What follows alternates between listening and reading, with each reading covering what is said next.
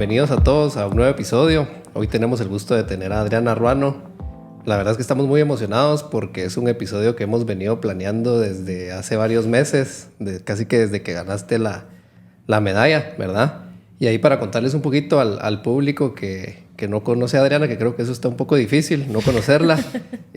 Adriana nos trajo la primera medalla de oro olímpica a Guatemala, ¿verdad?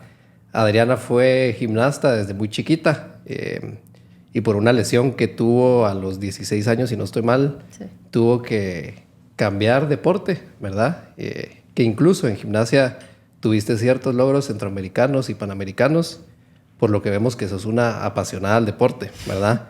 Normalmente no solemos dar una introducción tan larga, pero yo sí quiero leer un par de logros que has tenido en tu carrera porque la verdad es que es admirable. Entonces, pues luego de su lesión en el 2012, tuvo que iniciar con un nuevo deporte, ¿verdad? Que era tiro con arma de caza. Sí. Y a partir de ahí fue teniendo varios logros. Por aquí tengo algunos. Tercer lugar en equipos mixtos en un campeonato de las Américas en México en 2018. Una medalla de bronce en unos Juegos Iberoamericanos en Perú. Una clasificación a Tokio en el 2020, quinto lugar en un foso femenino en Italia 2021, una medalla de oro en foso femenino en Juegos Panamericanos en Santiago y por último una medalla de oro y un récord olímpico en tiro, ¿verdad? Así que sí, bienvenida, es un gusto tenerte por aquí. No, gracias a ustedes, gracias por esta invitación y felicidades por este lindo proyecto que ya me contaban ahí hace un ratito cómo surgió todo este proyecto, así que honrada de poder estar aquí en este episodio. Gracias, bienvenida. No, muchas gracias. Bueno, la verdad es que nosotros vamos a ir fluyendo un poquito con la conversación, pero yo creo que en base a la introducción que di, tal vez nos puedas contar un poquito cómo nació tu pasión al deporte desde primero ser gimnasta, ¿verdad? Porque no cualquiera hace un deporte con el fin de llegar a unos Juegos Olímpicos en cualquier disciplina. Entonces, si nos pudieras contar un poquito cómo ha sido esa trayectoria. Bueno, sí, la verdad es que es una trayectoria ya de 25 años, como si nada. Todo inició a los 3 años y medio, más o menos, cuando estaba con mis primas en Estados Unidos y pues ellas se ponían a hacer gimnasia y mi mamá pues veía que yo me ponía a hacer las mismas piruetas y todo, ¿verdad? Ponerme a bailar, a hacer flexibilidad con ellas. Y cuando regresamos a Guatemala, mi mamá habla con una de sus mejores amigas y le contó, ¿verdad? De esta situación y le comentó, mira, hay un gimnasio en tal lugar, llévala, que pruebe. Y pues así es como yo inicio en la gimnasia artística. De la mano de la gimnasia llevaba el ballet también, entonces pues hacía un día uno, un día el otro. Y bueno, yo creo que en un inicio, como todo niño, es pues felicidad, ir a ser amigos, es ir a tener cierta formación de valores, aprender sobre la disciplina, ir a jugar hasta cierto punto. Entonces, pues para mí esos fueron mis inicios del deporte. Pero desde muy chiquita tengo la oportunidad de conocer a Luisa Fernanda Portocarrero, que ella fue la segunda gimnasta guatemalteca que nos representó en unos Juegos Olímpicos. Y creo que a raíz de conocerla a ella es que se siembra esa semillita en mí de ir a unos Juegos Olímpicos. Tenía 4 o 5 años como mucho, ¿verdad? Entonces quizás suena como un poco loco que una niñita empiece a soñar con ir a unos Juegos Olímpicos. Por supuesto era como una ilusión en ese momento, pero ya como a los 7 años y medio es que se me presenta la oportunidad de iniciarme en la selección nacional de gimnasia. Entonces sí, la verdad es que desde muy pequeña ya iba con miras a buscar algo más grande en el deporte. Yo Buenísimo. Creo que podemos empezar a sacar muchas lecciones, ¿verdad? Y eso que vamos por tus 7 años. Sí. Entonces, vamos a ir viendo. Pero me gustaría profundizar un poquito, Adriana, no necesariamente hasta los 7 años, sino hasta el día de hoy. ¿Qué significa para ti? Porque veo primero una gran inspiración de alguien que admirabas. Sí. Así que esperemos que alguien esté escuchando este episodio y en unos años esté en los Juegos Olímpicos. Y me gusta mucho cómo circulaste la importancia de la disciplina, porque definitivamente tenías un sueño muy grande. Yo no lo calificaría como loco, sino como poético después de lo que has logrado. Entonces, ¿qué nos podrías contar un poco respecto a eso? Eso, tener un sueño, tener una visión, ¿cómo lo compartirías? Sí, realmente no tengo como memoria de cómo surgió. Sin embargo, creo que la gimnasia es un deporte que sí o sí los entrenadores tienen que enseñar la disciplina desde muy chiquititos. Cumplir con los horarios, hacerle caso al entrenador. Aparte es un deporte como que conlleva mucho riesgo también hacia la vida. Entonces, pues hay que estar pendientes, hay que hacerle caso a los mayores.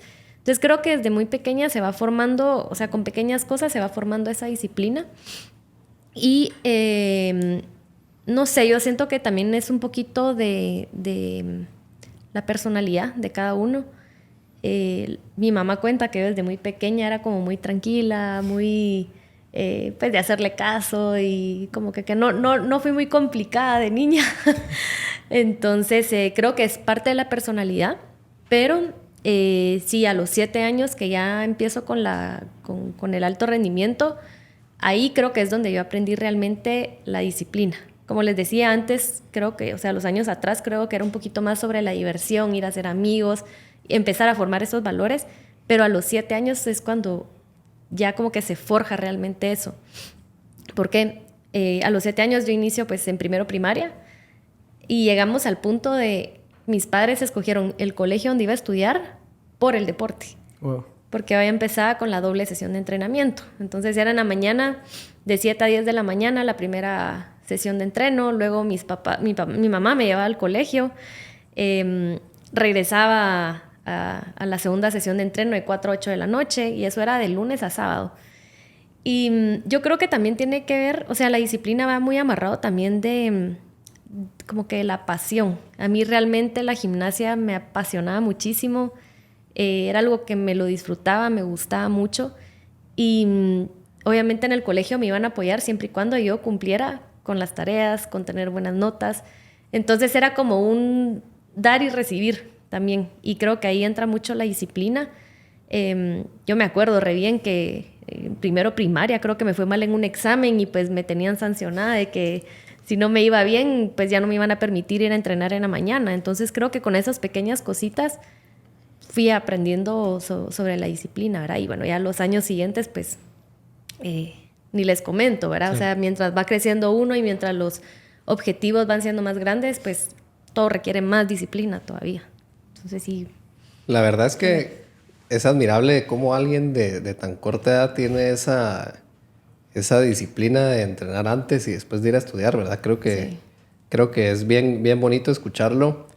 Y tal vez que nos pudieras contar un poquito, si bien sabemos que tu pasión era la gimnasia, cuando tuviste tu lesión en el 2012, ¿cómo reaccionaste ante ello teniendo, pues no siendo tan grande, ¿verdad? Entonces creo que muchas veces es bien difícil saber cómo reaccionar ante una lesión o una situación que al final te va a impedir un poquito hacer lo que más te gusta. Y creo que vale la pena que nos pudieras contar un poquito. Sí, la verdad es que fue una etapa muy complicada de mi vida. O sea, cuando estaba viviendo eso, yo lo percibí como que fue la peor situación que estaba viviendo. Y como bien decías, yo tenía apenas 15, 16 años. Era una adolescente. Yo había dejado literal mi infancia y mi adolescencia por el deporte. Nunca fui a cumpleaños, nunca fui o sea, iba a uno que otro, pero no como un niño, entre comillas, normal, ¿verdad? Obviamente las fiestas tampoco eran una opción. Y me sucede esto, pues considero yo que en la peor etapa de cualquier adolescente, pues a los 16 años. Y ahí empezó como que esa parte de la rebeldía también. Entonces sí fue una etapa no solo difícil para mí, sino para mis papás también aprender a manejar eso. Las 8 horas que yo estaba en la gimnasia, pues ahora las pasaba en la casa. Y entonces para mis papás también ese cambio de rutina y tener que aguantarme, ¿verdad? Porque realmente fue una etapa donde sí estuve muy, muy rebelde. Fue difícil, ¿verdad? Entonces, sin embargo, yo creo que me ayudó mucho el que el apoyo de mi familia, de mi papá, de mi hermano, de mi mamá, de mi gente cercana, los que fueron mis últimos entrenadores de gimnasia, unos guatemaltecos, Carla y Juan Pablo. Ellos estuvieron apoyándome muchísimo porque obviamente sabían que me tocó despedirme de este deporte estando a 20 días de ir al clasificatorio hacia los Juegos Olímpicos de Londres, ¿verdad? O sea, estando ahí cerquita, rascando casi que mi sueño, me dicen ya no más.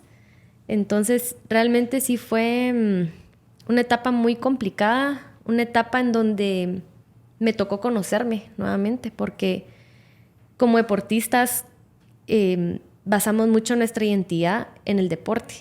Y cuando no tenemos el deporte, no somos nada. O sea, para uno mismo. Entonces, me tocó trabajar mucho en eso. Y pues gracias a Dios, ahí sí que por cosas del destino, de la vida, que 2 personas me recomendaron el deporte del tiro. Y pues ahí fue donde pues decido darle una oportunidad a este deporte porque pues no tenía otra opción. Era o no hacer nada o probar este deporte. Entonces decidí como darle esa opción y creo que ahí sí que tomé la mejor decisión de mi vida. Sí, ahora podemos ver que resultó bien, pues, sí, ¿verdad? Sí, aunque en el momento de verdad yo el tiro no me gustaba para nada y era como, bueno, era lo único que puedo hacer, hagámosle ganas, ¿verdad? Ajá. Adriana, y tal vez antes de avanzar un poco en esa increíble historia que nos viene de la versión y la parte de la historia de Adriana en tiro, creo que dijiste algo muy importante y quiero regresar a eso porque como jóvenes en Guatemala y en el mundo nos toca conocernos. Sí. Nos toca conocernos y puede ser que no seas o que la persona no sea un deportista de alto rendimiento. Puede ser que sea un artista. Sí. Puede ser que sea un pintor que tiene un accidente y ya no puede usar las manos. Y a lo que voy con esto es que me encantaría escuchar de alguien que lo vivió y sobre todo lo vivió de una forma que le permitió seguir adelante. ¿Cuáles serían los consejos o los 2 o 3 puntos más importantes que le podemos dar a los jóvenes que nos escuchan para conocerse? Porque creo que desde mi experiencia puede ser un reto que hay días que me conozco, hay días que no me conozco, hay días que me quiero conocer, hay días que no me quiero conocer. Entonces, creo que es importante escuchar tu opinión al respecto. Bueno, primero que nada, yo creo que es importante como estar conscientes de que estamos en constante evolución, constante cambio. Yo me doy cuenta y a veces platicándolo con el psicólogo, me dice, tú no eres la misma Adri de hace un año. Y me pone y digamos, con las cosas que vamos escribiendo, me dice, mira tu pensamiento cómo era hace un año y mira cómo es ahora. Entonces creo que es eso importante, ¿verdad? Saber y estar conscientes que estamos en constante evolución y que obviamente hay que trabajar para eso también, para buscar como que siempre la mejor versión de uno mismo. Yo te podré nombrar quizá 3 etapas en donde tuve que parar lo que estaba haciendo para poder dedicarme a mí nuevamente. La primera creo que fue cuando fue la lesión de la columna. Pues ahí obviamente me tocó conocerme, quizá pues ahí sí que aconsejarle a los jóvenes que uno solito pues es más difícil.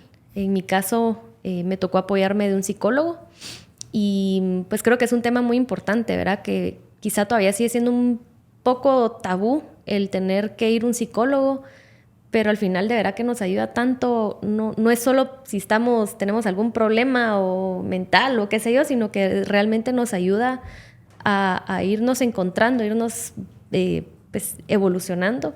Entonces creo que ese sería el primer consejo, ¿verdad? Buscar a alguien, una red de apoyo. En mi caso pues fue mi familia y fue mi psicólogo en esa etapa. La segunda etapa donde me tocó pues nuevamente parar fue al regresar de los Juegos Olímpicos de Tokio. En ese momento, pues yo regresé muy vacía, muy perdida de esa competición. Y nuevamente fue hablar con mi psicólogo y decirle, mira, no quiero trabajar nada de la psicología deportiva, me quiero dedicar a la parte clínica. Y pues así lo hicimos. Empezamos a trabajar nuevamente en qué es lo que yo quiero, cuáles son mis objetivos, cuál es mi propósito, que muchas veces lo perdemos de vista por estar muy enfocados en lo que estamos haciendo. Entonces fue como volver a encontrar esa parte Y la tercera etapa que me ha tocado parar, digamos, es ahorita. Ahorita que yo regresé de París, es como, bueno, me di cuenta que tengo que trabajar mucho esa parte personal nuevamente para buscar otro camino o pues ese propósito que la vida me está poniendo en este momento. Entonces creo que como consejos eso, primero buscar una red de apoyo, tener una red de apoyo, como lo puede ser un psicólogo, la familia. Y en mi caso también algo que me ha ayudado muchísimo es trabajar la parte espiritual.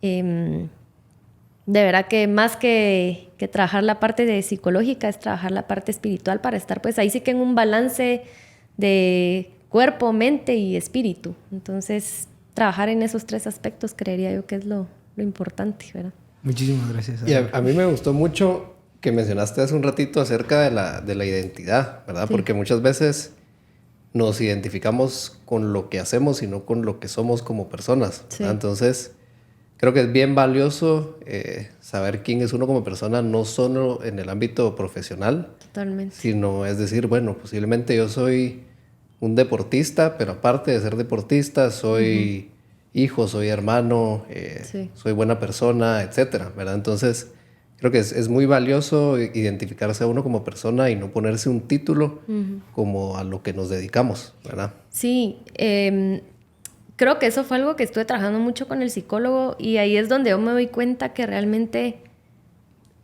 Dios le da a uno los objetivos o los sueños que uno tiene en el momento en que uno está preparado. Yo me pongo a pensar ahorita, si yo hubiera ganado esta medalla hace 4 años en los Juegos Olímpicos de Tokio, quizá mi identidad estuviera amarrada a esa medalla que yo gané. Y hoy por hoy me doy cuenta que realmente esa medalla a mí no me define.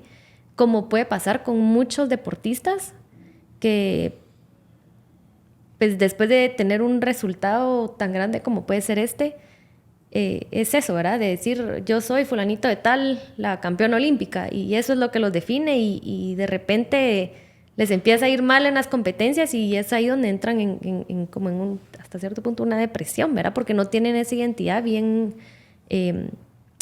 pues formada. Y entonces sí, yo creo que es muy importante eso, el tener una identidad no solo en la pasión de uno, sino en la familia. O sea, realmente un ser humano está formado por muchos ámbitos, la familia, amigos, su pasión, sus hobbies, su trabajo, sus estudios. O sea, es tanto, pero como que uno se amarra a una cosa nada más. Entonces creo que sí es muy importante trabajar esa identidad.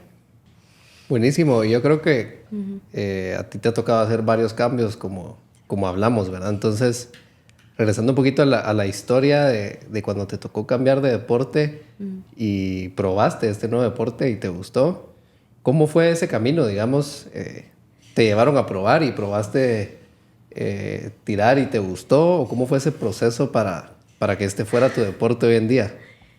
Pues fue curioso porque realmente apasionarme por este deporte me tomó fácil 4 años. Yo seguía como muy arraigada a la gimnasia.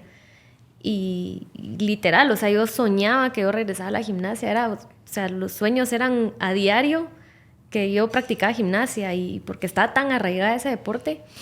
Pero como les comentaba antes, creo que lo mejor que pude hacer es darle una oportunidad a este deporte. Yo no conocía nada, no vengo de una familia que haya practicado tiro antes, mucho menos había visto un arma, o sea, ni siquiera había visto, mucho menos tocar un arma, ¿verdad? Entonces cuando yo vi la escopeta fue como, hasta me dio como miedo, pues, porque no saber cómo manipularlo, saber que con una escopeta, pues, si uno no sabe usarlo puede ser peligroso, ¿verdad? Entonces, pues nada, decidí darle una oportunidad a este deporte. Ya con el tiempo me fui dando cuenta que esto me ayudó hasta como cierta terapia psicológica. Digamos, yo pasé de estar en la gimnasia, que es un ambiente totalmente cerrado, a pasar a un ambiente al aire libre. O sea, recuerdo que en la gimnasia había algo que extrañaba mucho, era ver el cielo, ver un atardecer, porque pues obviamente estaba entrenando, nunca lo veía. Y pues es algo que el tiro me lo permitió. Obviamente también la adrenalina que conlleva disparar, pues eso me ayudó muchísimo a ir como sanando esa etapa difícil de la gimnasia o esa aceptación de que ya no iba a ser una opción. Y pues nada, sí, los primeros 4 años fueron difíciles porque fue empezar de cero una actividad aceptar que la frustración, los fallos, aceptar que era la última en todas las competencias. Y creo que cuando logré tener mi primer buen resultado fue cuando me empezó a gustar un poquito más esto. Me di cuenta también de todo lo que la gimnasia me había dado para poder ser un buen deportista. Ejemplo, pues la concentración, el aprender, el saber competir, como que no tenerle miedo a la competición. Entonces ahí como que poco a poco me fui como enganchando a este nuevo deporte, y además también es un deporte que conlleva mucha introspección. Entonces pues obviamente eso también pues, me ayudó mucho como terapia, ¿verdad? El irme preguntando nuevamente quién soy, qué quiero hacer, qué hago aquí en este deporte. Entonces sí fue quizá una etapa que me llevó casi 4 años, pero al final pues me enamoré de este deporte. Mira, y a mí, yo sí la verdad me quedé impresionado con la frase que dijiste de empezar de cero, porque nunca había tenido el gusto de conocer una persona que realmente tuvo que empezar de cero y aprender otra disciplina, porque ese es tu caso, pues, o sea, porque literal, o sea, se acabó la gimnasia y no había otra opción que empezar otra cosa literalmente de cero, porque, o sea, ahorita tú confirmaste, no tenías a nadie que te hubiera enseñado. Nadie en tu familia había hecho eso. No habías agarrado un arma, o sea, literal estabas aquí, tuviste que bajar hasta abajo otra vez. Entonces a mí sí me parece verdaderamente impresionante cómo alguien se puede reinventar. Y obviamente no tardó 1 año, tú dijiste, tardó, o sea, los primeros 4 años y después los otros 4 para llegar a la medalla olímpica. Pero, o sea, sos vivo ejemplo de que sí se puede empezar de cero en un ámbito totalmente ajeno al que te estás desarrollando actualmente, ¿verdad? Sí, ahí sí que como tú lo dijiste, me tocó de cero. Pero creo que uno tiene que estar preparado en la vida para esos cambios bruscos. O sea, uno nunca sabe si, no sé, el día de mañana me toca despedirme de este deporte por X o Y razón. Y pues me tocará buscar algo, otra pasión de cero. Pero sí, yo creo que todos estamos en la capacidad. Sin embargo, creo que algo muy importante es el tener paciencia. Creo que hoy en día como que buscamos todo rápido, queremos todo ya.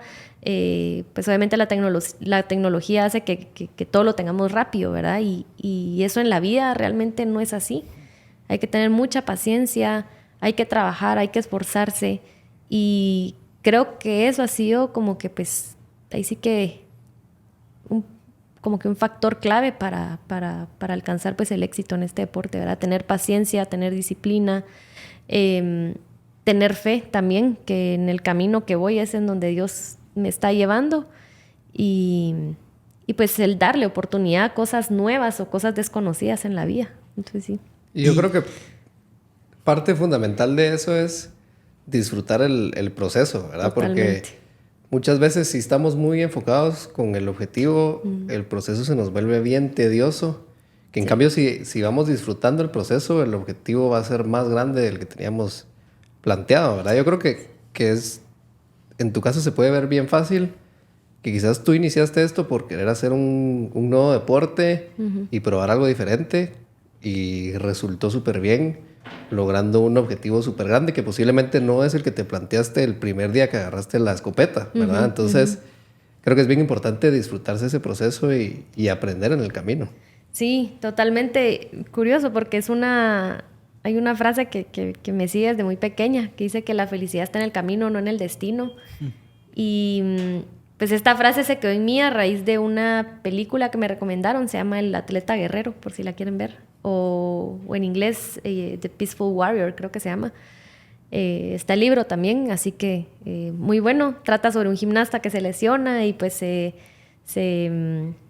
topa con un sabio que le enseña cómo vivir realmente todo ese proceso de sanación. Y pues habla sobre esto, sobre que la felicidad está en el camino, no en el destino. Pero a pesar de que es una frase que me persigue desde pequeña, es algo que me ha costado vivirlo al 100%.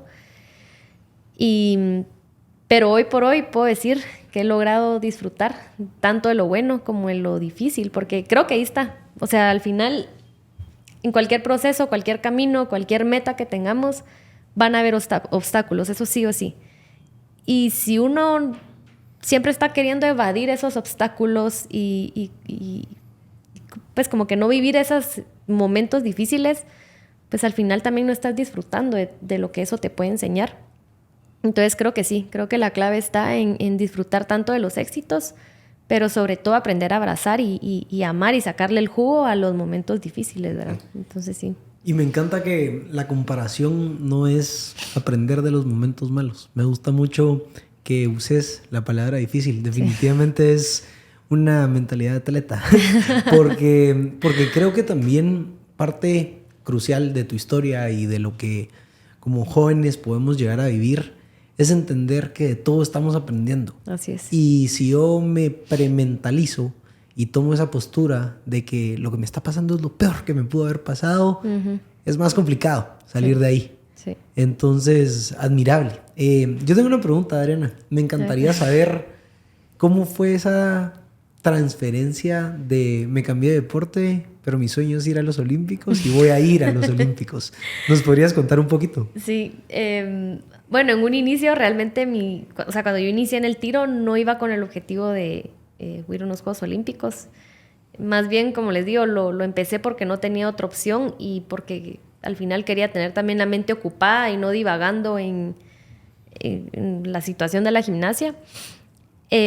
Pero siempre tenía como en mente de que de una u otra forma yo quería ir a unos Juegos Olímpicos, ¿verdad? Fuera como espectador y entonces apliqué 2 años antes. Y en esos 2 años da la casualidad que los dos hermanos de Jean-Pierre, que es Quique y Herbert, se clasifican a esos Juegos Olímpicos. Y la casualidad también que a mí me ponen en el deporte de tiro, estar en el área de competición. Cuidar que la cancha de tiro esté lista para competir, que el público no se pase el área de competencia. Como que yo literal estaba viendo todo. Y ahí, casi 3-4 años después de yo iniciarme en el tiro, fue donde vuelve, ahí sí que a surgir ese sueño. Cuando vi competir a mis compañeros fue como, esto es lo que yo quiero. Y viví un momento muy lindo también, que fue, yo estaba cuidando al público, que no se pasara al área de competencia. Y justo estaban en la final, no me acuerdo de qué modalidad era, pero estaba la final y estaban los papás de uno de los atletas que estaba en la final. Y justo gana a su hijo. Y pues veo aquella emoción de la familia, que todos lloraban, se abrazaban. Ahí me veían llorando, ahí también en el público, ¿verdad? Entonces cuando yo vi esas emociones, esa como intensidad de emoción, fue cuando dije, esto es lo que yo quiero. Y muy bonito porque hoy por hoy tengo un amigo que se fue voluntario también a Río. Y me dice, Adri, ¿te acuerdas en los Juegos Olímpicos de Río que tú me enseñaste la foto de la que fue ganadora en ese entonces? Y tú me dijiste, yo voy a estar en la posición de ella algún día. Yo no me acordaba hasta que mi amigo me recordó ese momento. Y sí, yo creo que el poder vivir ese espíritu olímpico fue lo que prendió nuevamente esa llama, ¿verdad? Entonces, sí, como les digo, no fue empezar en el tiro y nuevamente soñar con eso, sino que se fue despertando poco a poco Qué fuerte. ese fuego. Sí. Qué fuerte. Y mira, tal vez entrando, ya que tocaste el tema de la competición, creo que también es porque al final, como dices, no fue fácil. Tal vez nos podemos adentrar un poquito en eso. ¿Cómo fue, digamos, has estado en 2020 y 2024? ¿Cómo fue el tema de, venías de un ambiente de competición en gimnasia, pero ¿cuáles son las similitudes en competición de Juegos Olímpicos?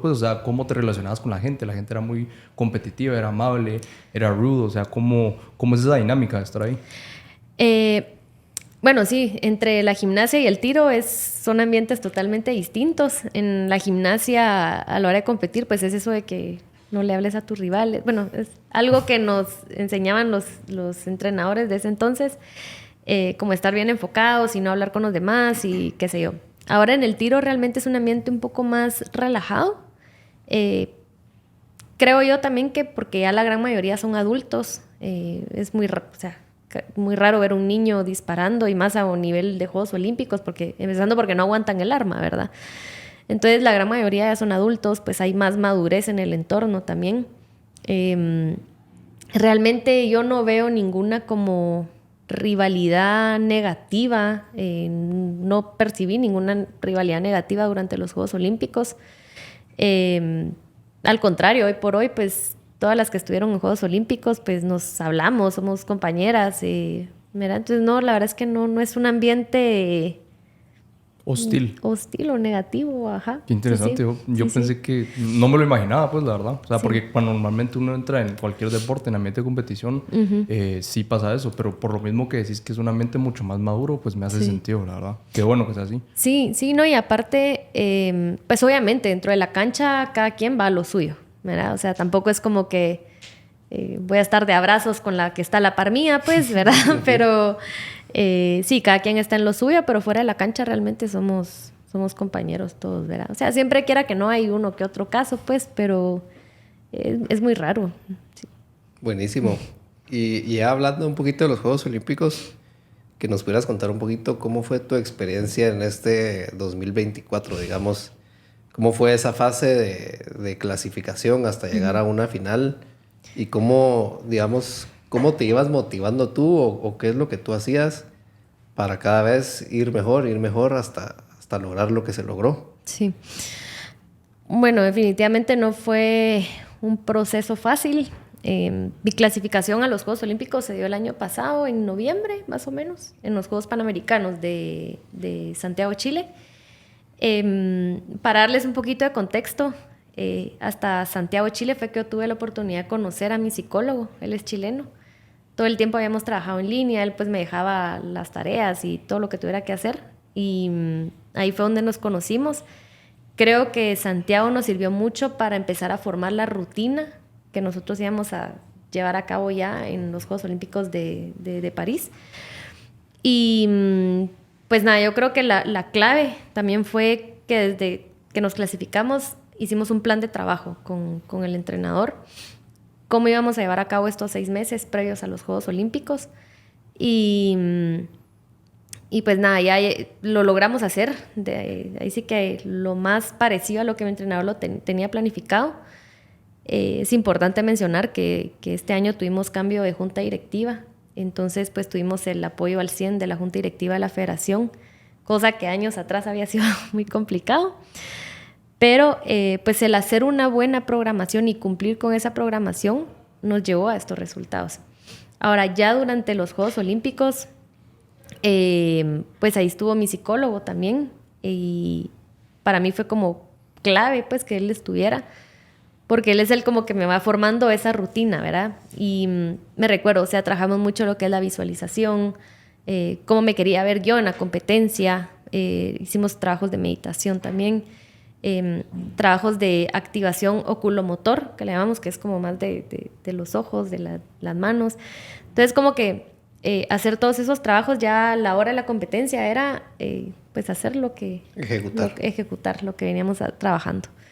Y pues sobre frases o palabras que yo me iba repitiendo, pues primero antes de entrar a una ronda de competición siempre es como pues a una pequeña oración y es decirle a Dios, dejo mi trabajo en tus manos y voy a hacer lo que está en mí. Ya hice mi parte de trabajar todos los días y ahorita voy a hacer mi mayor esfuerzo, pero el resultado lo dejo en tus manos. Y como que eso me libera mucho también, ¿verdad? Como que me da paz, tranquilidad de saber que ya hice lo que estaba en mis manos, no me quedo con ningún hubiera y pues Dios decidirá qué es lo que viene para mí. Y dentro de la cancha pues sí es mucho de irme reforzando palabras positivas de vamos, tú puedes, bien, lo rompiste. Bueno, si fallo algún plato, bueno, pasemos página al siguiente, el que viene. Porque como que no hay mucho tiempo de estarle dando vueltas al fallo, sino que fallé, bueno, voy al siguiente y me voy a enfocar lo más que pueda. Y una frase clave que siempre me repito es, al cerrar la escopeta, es tú tenés el poder y el control de romper este plato. Pero no es solo decirlo, sino realmente sentirlo. O sea, que es como cerrar la escopeta y yo con esto voy a romper el plato que viene, a como sea, pero lo voy a romper, ¿verdad? Entonces sí es mucho de afirmaciones, de decirme cosas positivas, cosa que también es un trabajo que me ha llevado años, ¿verdad? Porque antes fallaba un plato y, pues, perdón las palabras que voy a usar, pero fallaba y era empezarme a decir, sos una tonta, sos una estúpida, no podés, ¿verdad? Como que también todo ese tipo de cosas se va trabajando conforme los años. Entonces sí, algo así fue. Súper admirable y sobre todo me encanta que siento que es muy transferible. Sí. O sea, siento que cada oportunidad, cada reto, cada error, cada momento difícil puede ser un plato en el que cierro la escopeta y digo, vos puedes, ¿verdad? Y creo que es importante que la gente joven empecemos a tener esa mentalidad cuando estamos buscando trabajo, cuando estamos trabajando en conocernos a nosotros mismos, cuando estamos trabajando en ser un mejor hijo, ser un mejor hermano, ser un mejor amigo, ser una mejor versión de nosotros mismos. Sí. Y creo que de ahí surge mi pregunta, que es, fuera de la cancha, ¿cómo es ese proceso de, dale arena, tú puedes romper ese plato? Bueno, ¿y cómo transfiero esos fallos o cómo manejo esos fallos en mi vida? No sé, la verdad es que siento que el tiro me ha enseñado a vivir la vida como tal. Creo que se puede hacer mucha relación en lo que es la dinámica de este deporte con la vida, del día a día de uno. Por supuesto no es fácil, pero como que siempre me pongo, bueno, si puedes con el tiro, si puedes aguantar un fallo, trabajarlo, analizarlo, pasar página y seguir con el siguiente plato, pues lo mismo se puede en la vida, ¿verdad? Creo que todo, o sea, uno tiene que estar consciente que todos vamos a cometer errores, van a haber fallos. Creo que está también en quitarse un poquito ese orgullo de no, yo puedo y yo no cometo fallos y no aceptar los fallos.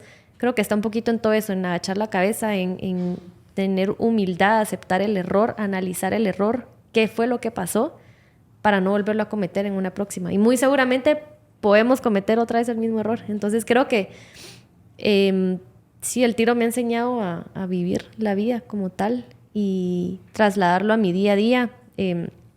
Ejemplo, yo soy nutricionista y pues llevar las dos cosas me ha costado, ¿verdad? Tanto el deporte como la nutrición me ha costado, porque pues mi enfoque principal ha sido el deporte más este año.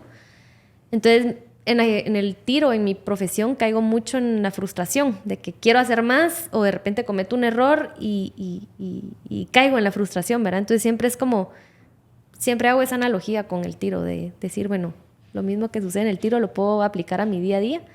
Y pues nada, creo que todo está en seguir para adelante, no quedarse atrapado en el fallo, en el error y nada, seguir caminando. Buenísimo, yo solo quisiera felicitarte y agradecerte por lo que has logrado por Guatemala, ¿verdad? Gracias. Y en base a eso, quisiera preguntarte, ¿qué se siente no ganar una medalla de oro, sino qué se siente poner el nombre de un país como Guatemala en alto en unas Olimpiadas, no solo ganando una medalla de oro que no teníamos, sino rompiendo un récord y sobre todo sabiendo que ustedes iban a ir sin representar a un país y al final se logró que fueran con una bandera y nos trajiste un logro bastante grande. ¿Qué sentiste en ese momento por el país, verdad? Porque al final no solemos estar en este tipo de puestos y a todos los guatemaltecos nos emociona muchísimo saber que hoy por hoy ya tenemos una medalla de oro, ¿verdad? Sí, para mí fue como un sueño hecho realidad. Siempre me gusta contar esa anécdota de que cuando era pequeña, o sea, desde que era muy pequeña, en los actos cívicos, en los colegios y todo, o cada vez que escuchaba el himno nacional, era imaginarme yo en lo más alto del podio cantando el himno nacional. Y recuerdo que siempre se me ponían llorosos mis ojos cuando imaginaba ese momento o lo trataba de vivir.